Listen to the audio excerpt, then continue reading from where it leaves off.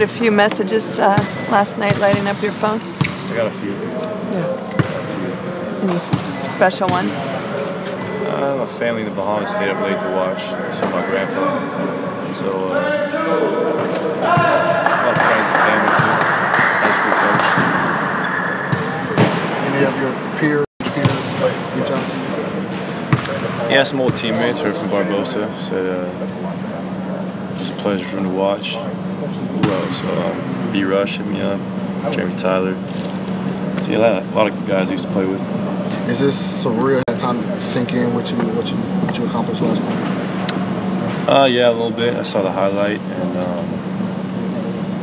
it's a great game. The fact that I had the ball in my hands for 90 seconds is probably the most remarkable part to me. Have you seen, you mentioned it right there, 90 seconds, 11 dribbles, some of the other stuff that's come out about it? Not really, but I've seen some that stand out a lot. Is it weird to you that people were counting your dribbles? There's always somebody counting your dribbles. Yeah, I mean, you can't. Analytics are so big these days, so that honestly doesn't even shock me. Steve was saying a minute ago, when you get going like that, it's still hard for defenses to cheat because they're not going to cheat off Steph, they're not going to cheat off KD. Because you're moving off the ball so much, do you feel like that gives you an advantage? Because defenses really have a hard time keeping up with you. Yeah, and that's been my MO since I've been in this league, is to mimic guys like Reggie Miller, Ray Allen, Rip Hamilton, Chris Mullin, guys who really use their teammates to set themselves up, and did it for decades in this league. So I thought I did a great job of that last night, especially early, establishing myself around the rim. When I do that, it just opens up the whole game for me.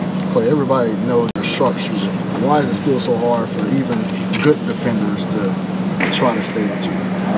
I think it's the firepower we have on this team, you know, like Monty said, you can't really help off any of our guys. Everyone's more capable of having huge nights. So, and it's obviously a system I play in too. It's constant motion, it's free flowing, I'm always getting on the move. It's just tough for a defender, it wears you down to have to chase around a guy for 40 minutes. I mean, last night 29, so I thought I did a good job of not being complacent last night. Carry this momentum into tomorrow. And you and kids coming up, there's a lot of emphasis on dribbling, ball handling, and not like moving out the ball. What are some things how can you teach that, as far as the emphasis? All starts with the team concept. And at AAU, a lot of it's real individual, because with the rankings and the hype, it's been like that in South Middle School. They hype kids up to face each other. Or he's a 5-star recruit going against another 5-star recruit, stuff like that. You kind of lose the team concept and all that. So I think from a young age, you gotta remind kids it's a team sport, and you only go as far as the team can take you. So that's my game is so relying on my teammates to get open looks and play off them. And I think it kind of goes hand in hand with what we all do. And that's why I just tell young kids these days that you can be efficient in your movement. I mean, it's always great to work on your ball handling. It's huge.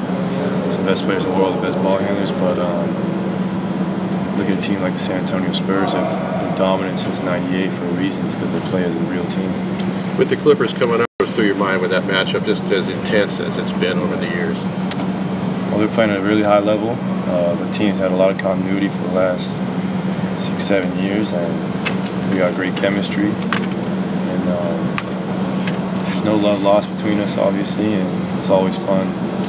It's a fun rivalry, It's great to see our fans travel as well. There's a huge contingent of Warrior fans in LA, so it's a lot of fun. And yeah, it's just one of the best matches in the NBA, I think. I mean, there's all NBA guys on each side of the ball and some tremendous talents. At some point, before the Lakers and Warriors Clippers became a real rivalry, do you remember what kinds of things brought it to that level? I mean, even before you guys met in the playoffs, there was already this kind of sense that, okay, let's go after these guys. Probably just physical play and competitiveness of both teams. I mean, we were a team trying to break through, make the playoffs. They're trying to do the same thing as far as, make noise in the playoffs. I think we both had an edge to ourselves, and we haven't lost it. They're still hungry to get to that championship level. You can see that, and so are we. So when there's that much on the line, Guys are fighting. Guys are scratching for everything they can get. For so long, there's been, you got the Clippers and, of course, it's the Cavs as well. And since you've been here, is the rivalry, I guess, system in the league as bright as it's been since you've been in the league? Obviously, there's some history with us, the Clippers. You know, we play each other 4 times a year and beat us in the playoffs, a few years ago. And same division, California teams. You know, when I was growing up, it was Kings, Lakers, now kind of flipped to just Warriors. It's pretty unique, but I think it's healthy for the NBA to have rivalries. I mean, we respect them. You don't have to like them. I mean, like, yeah, same thing with Cavs too. When there's just a long history of playing each other, and there's gonna be a natural rivalry. You know, it's just a competitive beast we're in, and it makes for a fun series.